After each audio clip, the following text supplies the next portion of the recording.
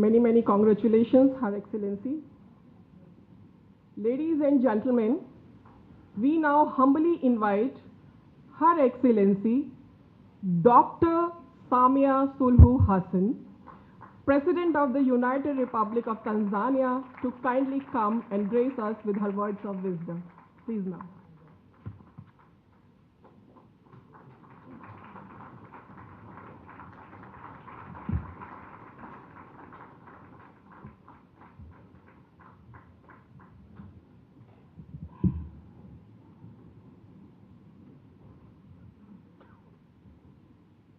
Honorable Minister of Foreign Affairs, Dr.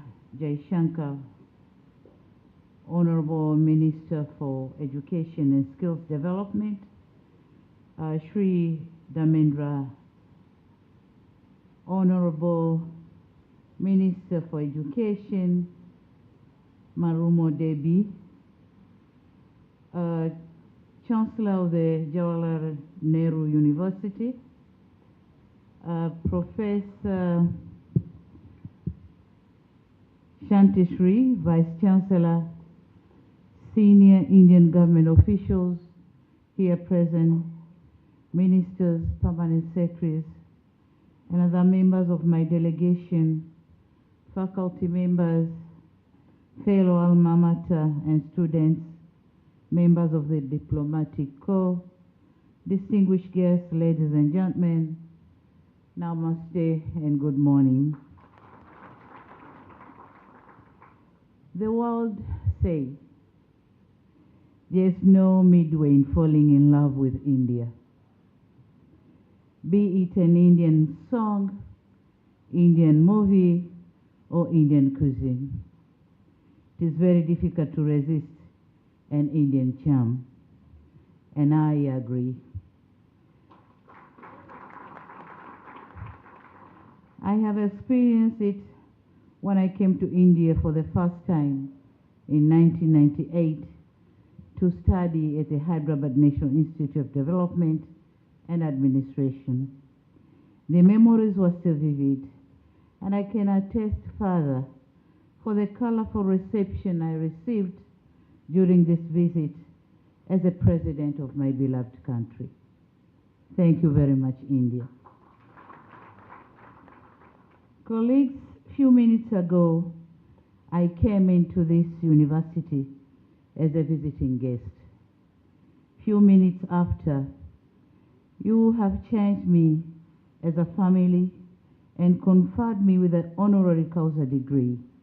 I'm now standing here as a family member of the great Jawaharlal Nehru University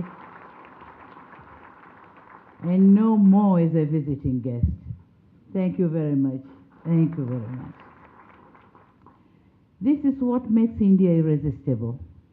This is what makes India incredible India, not just of the beauty of its landscape, but also the generosity and the kindness of its people.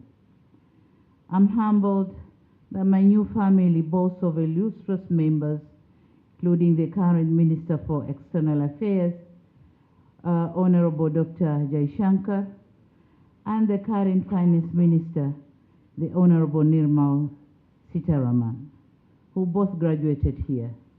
And I'm told even our Indian ambassador to Tanzania is a member of this university. So thank you very much.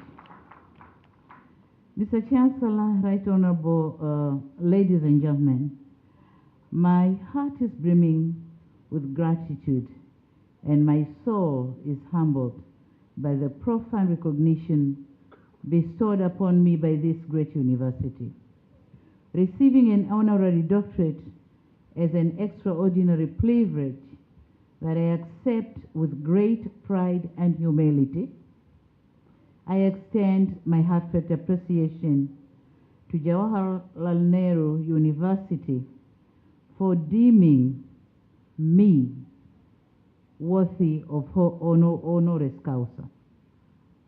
This honorary causa degree will forever be etched in my history as the first to be awarded to me by a foreign country. Definitely, I've got one. I've got one from the University of Dar es Salaam, but this is the first one to be conferred by the foreign university. Thank you very much. Thank you for decorating and adding color to my history. Thank you for the kind words you spoke about me and the reason behind conferring me with this honor. For a moment, as the citation was being read, I paused and reminisced and appreciate the long and laborious journey I have endured, the heavy weight I have lifted, and the remarkable contribution I've made to my country so far. Rarely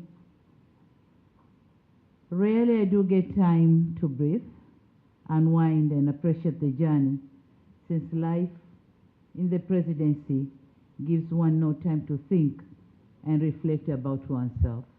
You always think and reflect about the people. It has been and will always be a journey for the people, the country, and the world. Today, you gave me an opportunity to reflect. The flashback took me to my tiny coastal village at Kizimkazi in the islands of Unguja, Zanzibar, where I was born and raised. I reflected on my childhood as a girl child in a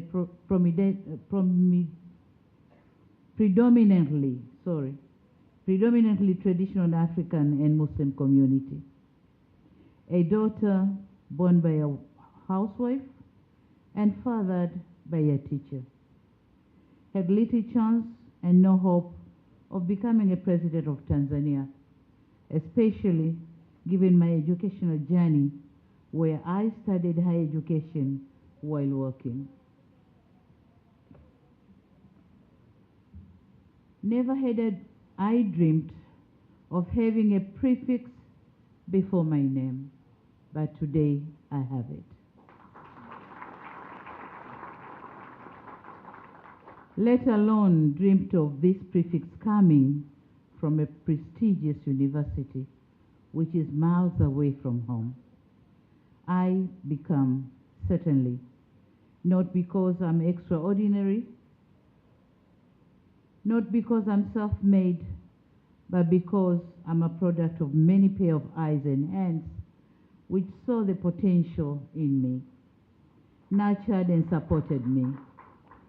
I'm forever grateful for my late parents who saw an importance of investing in a girl child, taking me to school and supported my quest in furthering my education. To my family, who supported me throughout in my career, who tolerated my absence in their lives and allowed me to pursue further studies in a political career. And among them, my son is here, Abdul, if you can stand and see.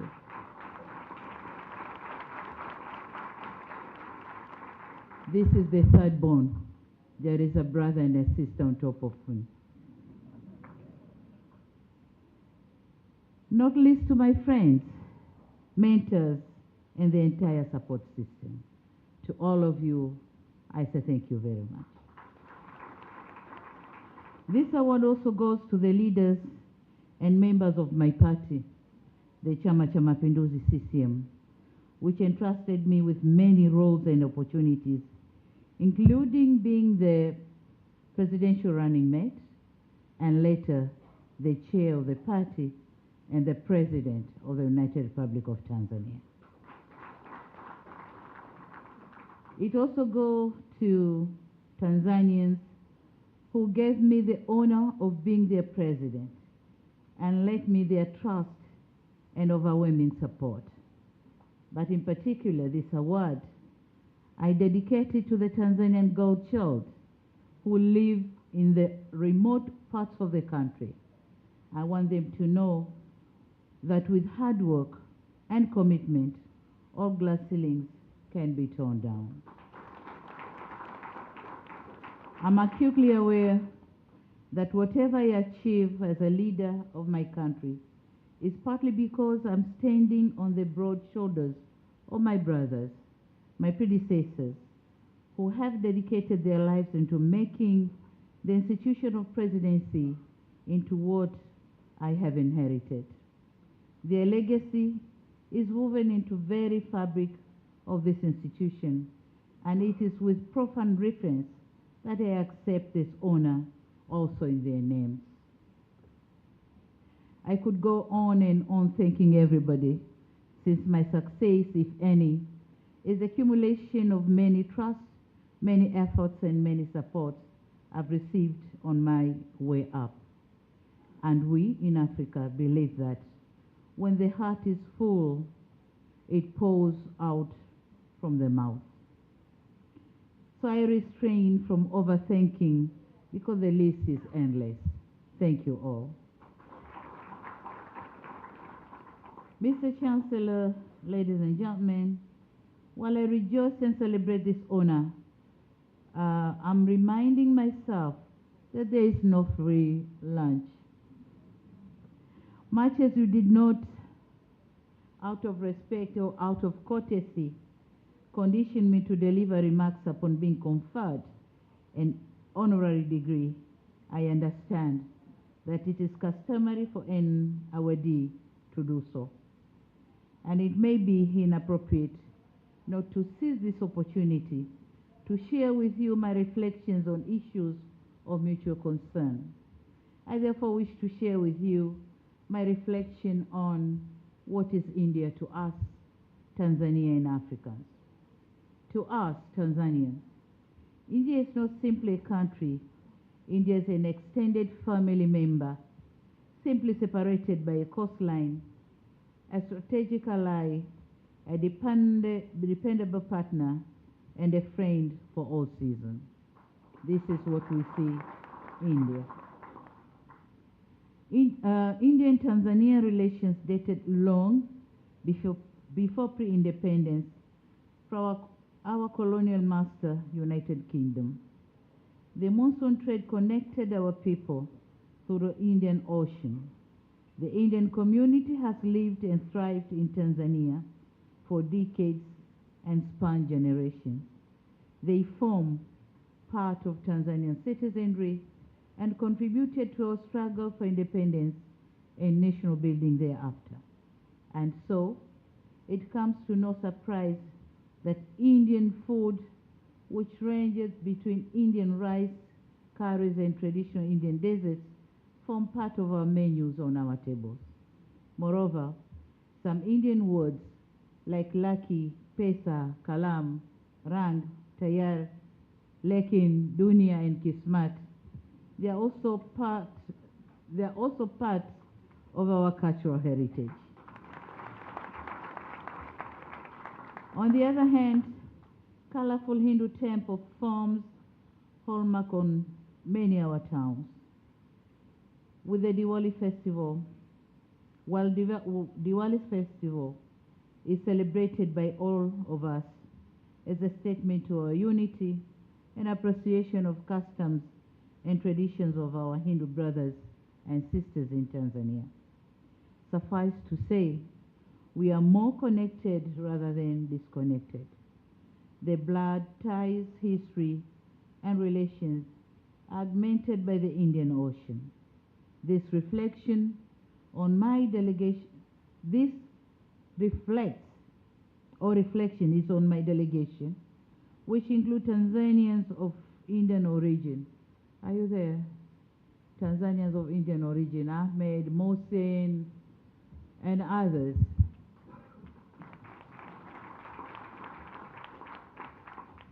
They are Tanzanians, not Indians.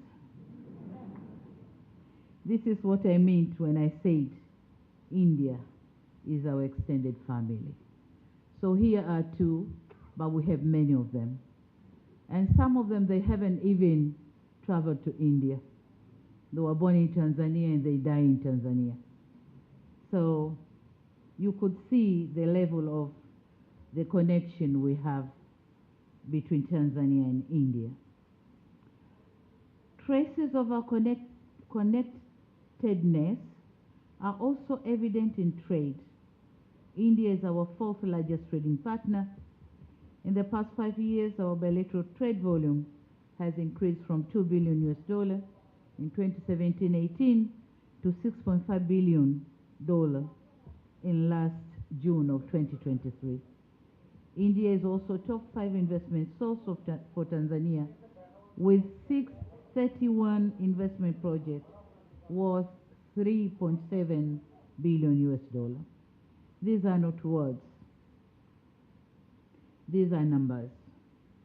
And we all know words speak louder, but numbers speak clearer.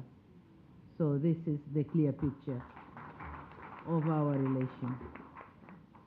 Given our historic bonds and bilateral ties, there is no excuse why India is not our #1 bilateral trade partner and investment source.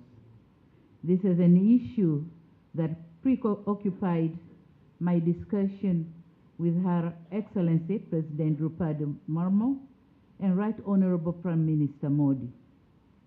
In a move to give a strong accent to our resolve, we had decided to elevate our relationship into a new strategic partnership anchored in 4 pillars, and they are maritime security, defense cooperation, development cooperation, and trade and investment.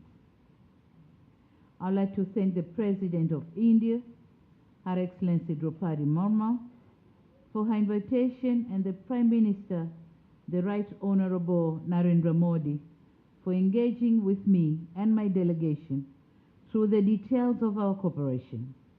At this point, allow me to thank everyone who has made my visit to India a success, with a special mention for His Excellency Biana Pradhan, Indian High Commissioner to Tanzania, whom, as I said before, happened to be an alumni of this great university.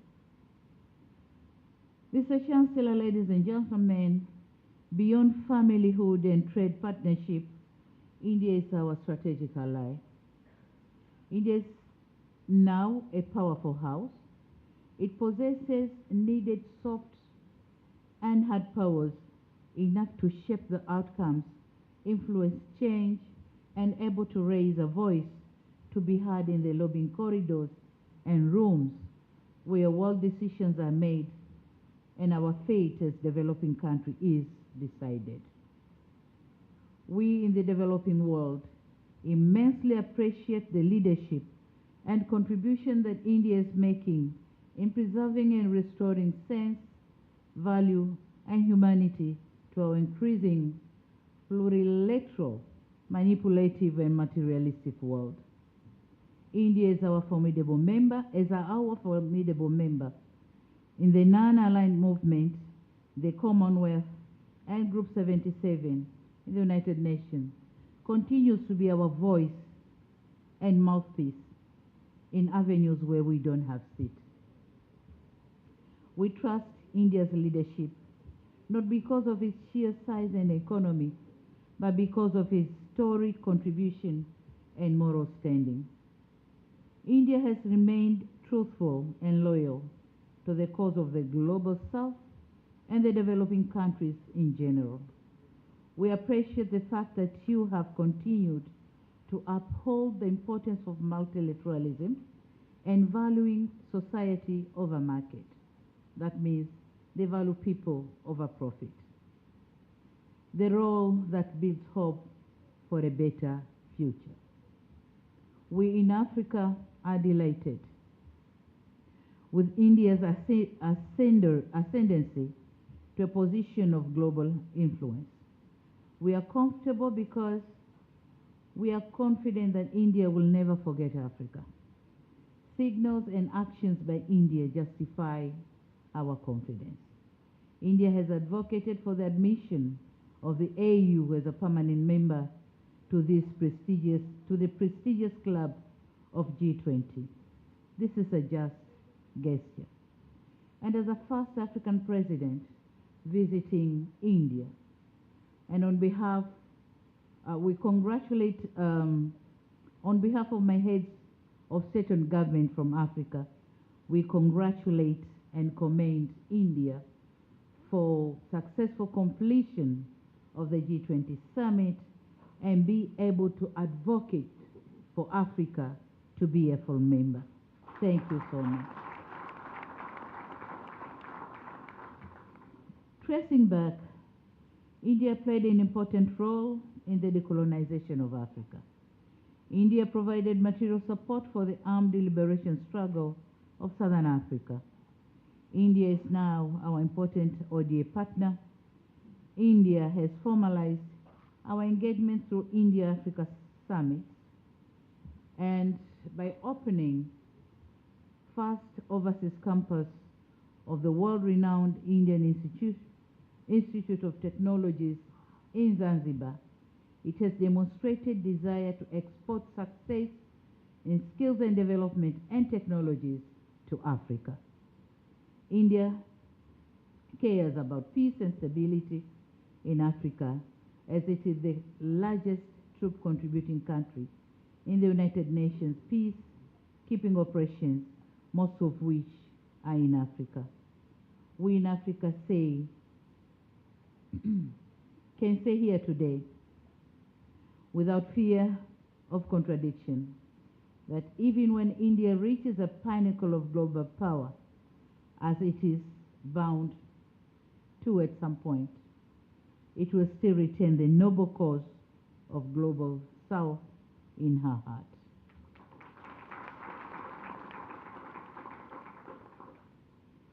This is what, at the very least, we expect of India.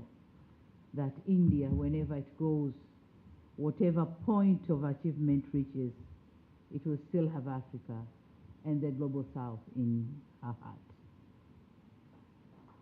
We are living in a different era of confronting new realities and new challenges that India cannot overcome them alone, neither can Africa.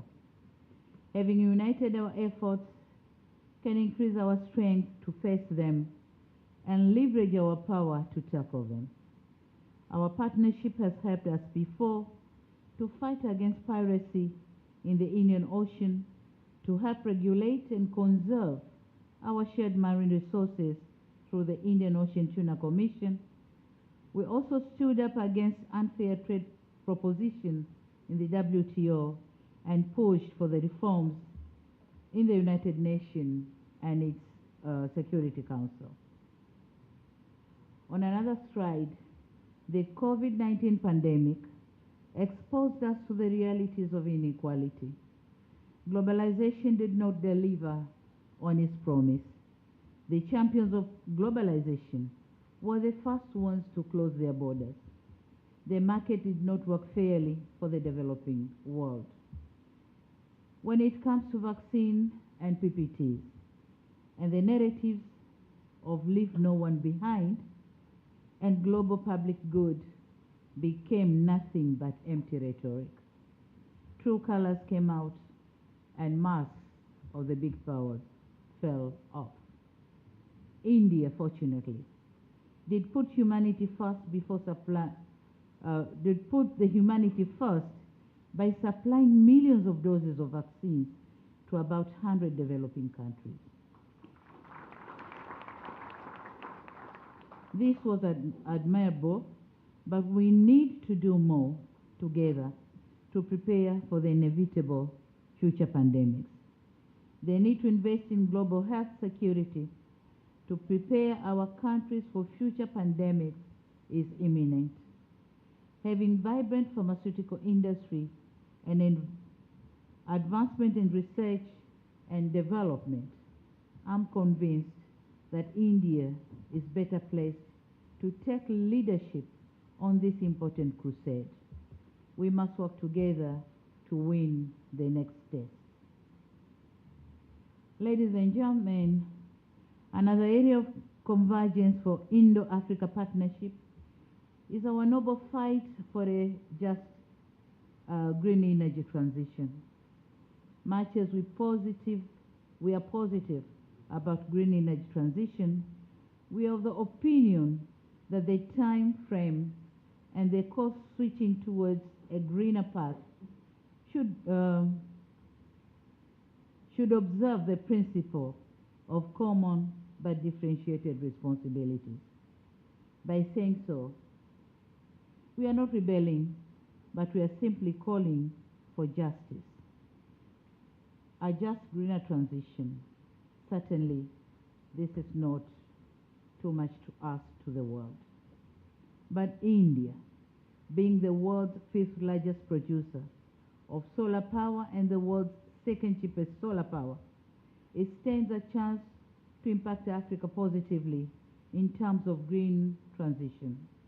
India provides an opportunity for Africa to leapfrog energy crisis in underserved areas through affordable and adaptable off-grid and mini-grids equipment and infrastructure. Likewise, Africa offers India the scale to expand its green energy industry and lead the transition. Ladies and gentlemen, in conclusion, I said at the beginning of my remarks that India means so much to Tanzania and Africa. I hope I've tried to cause